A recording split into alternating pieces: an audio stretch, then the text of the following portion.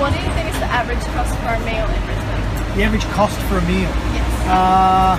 It's difficult to say. Within a market space, I would think that you're probably, a main meal where you're saying lunch or a dinner, you're probably getting to around $12 to $15 tops.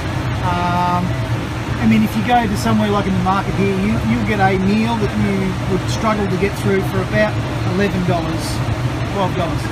Market then put on, if you're a retail spot, probably a couple of extra dollars on that, 4 or 5, for your leasing and your electricity, and not your staff, because it's really expensive to do staff at the moment in shops.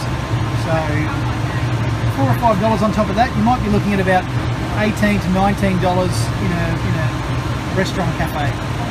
And then how much do you think someone should pay for a meal? Well, I'm sort of trapped in the hard place. Being here in the market, working with a lot of the producers, it's difficult to say, because I know how much some of these guys don't make from their produce because of the way that the big machine works, and some of them probably make more than they actually let you guys know. So it's kind of 50-50. I think probably price point wise, $12, $13 is around about right, given the labour cost of getting to it, getting to that meal in the first place, the producing of it, the before and after the actual meal is made. There's a lot of cost in that as well. So. And do you think the restaurants in Brisbane have good value for money? I think what you're finding in Brisbane especially, and most restaurants in Australia, is they're having a real problem competing with price. The biggest problem you have at the moment is the cost of labour, and that's not to say that we don't deserve our money, because we do. Cost of labour is expensive in Australia in general, and so it's driving the price of food up, because to pick a lettuce now costs more money, to pick a tomato costs more money, but then to cut them up and make them into a salad costs you even more money. So it is costing a lot more money, but I think you're probably finding a trend where your ready to eat and your fast turnaround type things are becoming more of the norm, and people are going to those more because they are more value for money. The higher end restaurants that are doing your high-end service, they're probably dropping off because they're so expensive to do. They have to carry waiters or sommeliers, like the wine people, that cost them twice as much as a normal person would cost them. It's a lot of money to hold, so if you don't get a lot of people through the door, it quickly eats into your profits that you may have made the week before. So it's difficult, but I think Australia in general, and Brisbane especially, is growing to a trend of cheaper, ready to eat, looks good type meal, not a tablecloths and high service meal. And what do you think the most popular food destinations are in Brisbane? Most popular?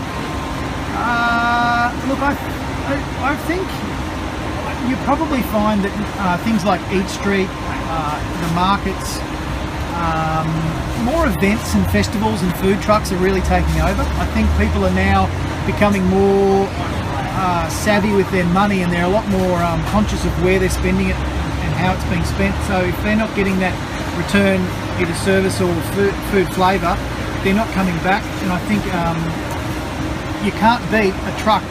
Whilst the truck costs, a food truck can cost anywhere from $80,000 to about $140,000 to put it on the road. That's still a lot of outlay for someone.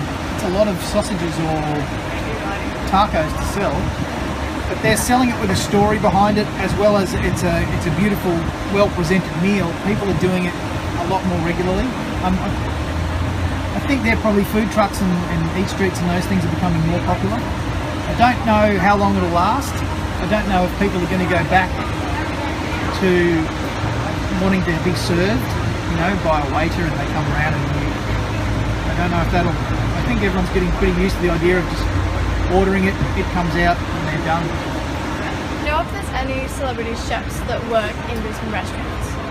There's a few. Some of them have moved on to just doing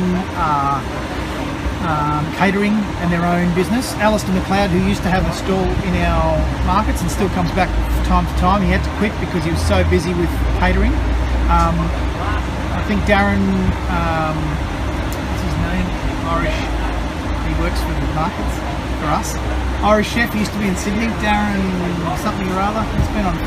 He's working for us at the moment doing some catering. There's a few. Most of the ones that are involved in restaurants are doing other things. They might be doing some catering, or they do events and such. I don't know how many restaurants still hold. Phil, there's a guy that owns Echo Bistro. He still does first class foods for the airliners, and he still has his restaurants here in Brisbane. He also is going to do a market stall. He hasn't decided yet, so it's not as many, I guess. They're all off doing catering. And how do you think these celebrities affect the restaurants themselves or the markets? No, I think it's a healthy mix. I think celebrities draw people's attention to food, and good food draws their attention to become more educated about it. I think some people get too far ahead of themselves, and we find that a lot where people say, well, that only should cost this much because I make it at home, but a lot of different variables in it. But I think it's a great thing. The more food shows there are on television, the better it is for everyone in general, because it educates people to get more love and passion for their food, and then they go and buy food, and then they experiment, and that's pretty much what it's about, cooking and experimenting. And how do restaurants develop a welcoming atmosphere?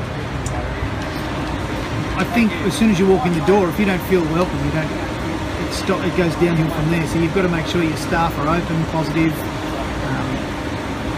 understanding of what's going on around you. I won't be with you in a second, I won't be long, I'll be there in a second. So there's a fair few variables within that, but if they take an optimistic and positive outlook on it and a happy view, it's the fastest way to getting someone to stay at your restaurant.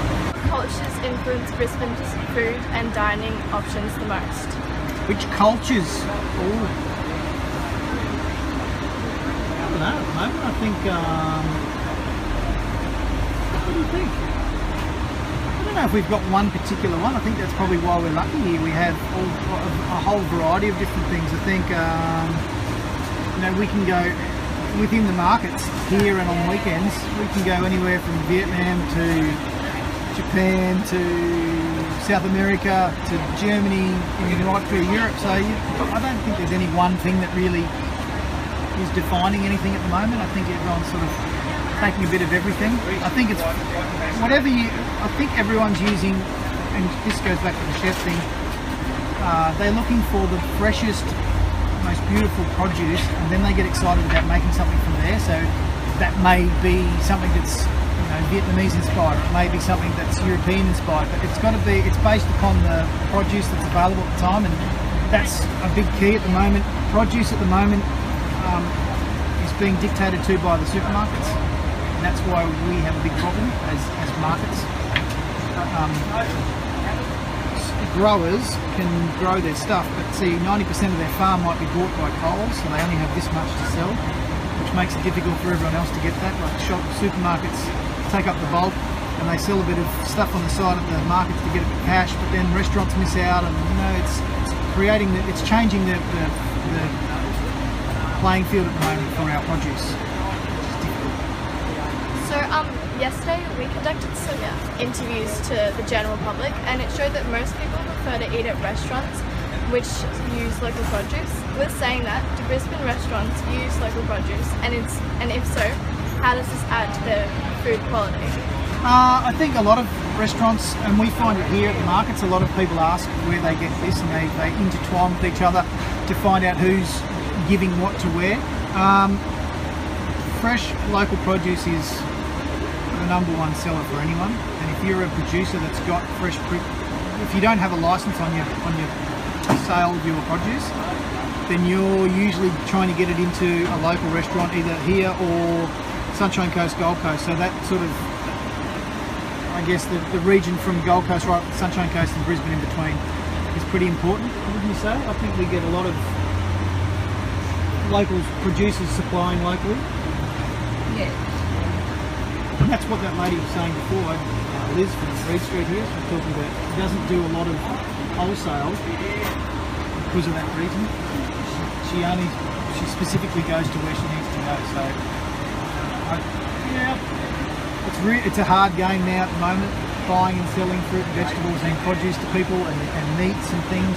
Restaurants, again, people like to be served, but the prices are astronomical. So then it comes back to, well, then how do you make a cheap restaurant? You cut your labour costs down, but then you've got no one to serve the people and they're not happy, so they might as well go to somewhere in a car. So it's catch-22. You find it in markets, especially night markets, you find a lot of people start their market stall, and then if it survives and works, they go into a restaurant, because they're sort of testing out the water before they have to put all that money into tables and chairs and kitchen equipment, etc. So I think most of your trends come from markets because of that reason, and then they go on to being restaurant. And do these events attract tourism to the city, and are they popular with the locals? It's a mixed bag. We have a lot of tourism come through this market on a Wednesday. I think the Saturday markets and most of the markets are now written up in good travel guides, etc. So the good markets always get a good showing of tourism. A lot of locals like and enjoy the markets, and some of the traders around the outside of the market, like some of the shops surrounding this market, for instance, don't necessarily think that we are a good thing. They think we're taking business away from them. To that, we obviously have our own understanding and ideas. We say to them that we bring in a whole bunch more people than they actually see in a day, so they should try and harness those people. It's always going to be an argument.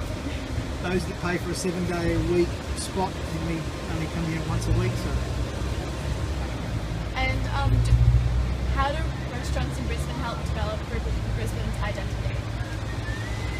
I think, going back to what I said about the trends, some of the trends coming in through the market is a great way to sample your potential customers. So you can do a meal in a store and see if it's popular, tweak it so you get it right and it's just selling out all the time, and then if you went on to going to a proper restaurant, you then have a ready-made crowd, which is what your biggest task is when you first open a restaurant. You need to know that you've got people that want that and come in to get that, so you can do that cost effectively in a market fairly simply. And from that, I think there's a lot of people that watch in markets stalls that are popular, and then they get on that same trend and maybe try and improve on that, and that becomes a trend right the way around. You only have to look at German sausages to have a look at that trend. There's a million German sausages around, and the way different people do them and the way that they are, look, there's not one thing that makes it popular or otherwise. Some people make them popular because their food eats well, other people make it look good, some people serve better than others and they can get through the numbers. There's a few variables in it, but you know, trends will come and go, but only those who do the quality will survive. And how does the actual food in Brisbane compare to others around the world? I think we're quite healthy. I think because we have our regional suppliers and producers not far away, we have an opportunity to be able to introduce those new trends quickly. Because we have a saturation of markets at the moment in Brisbane, in and around Brisbane, I think we also have the ability to introduce those trends and those tastes and flavours quickly. And we are an international airport 8 kilometres away, so it's not these days for internationals to get a feel for the city. It's not as hard as it was 20 years ago. You know, there's a lot more flights coming into the city now than there was 20 years ago. So I guess in that instance it makes it easier for restaurateurs. You try and explain that to them when you're talking about labour costs and rental costs. And how do you think Brisbane compares to other food destinations such as London? I think we hold our own. I think we could do things a lot better.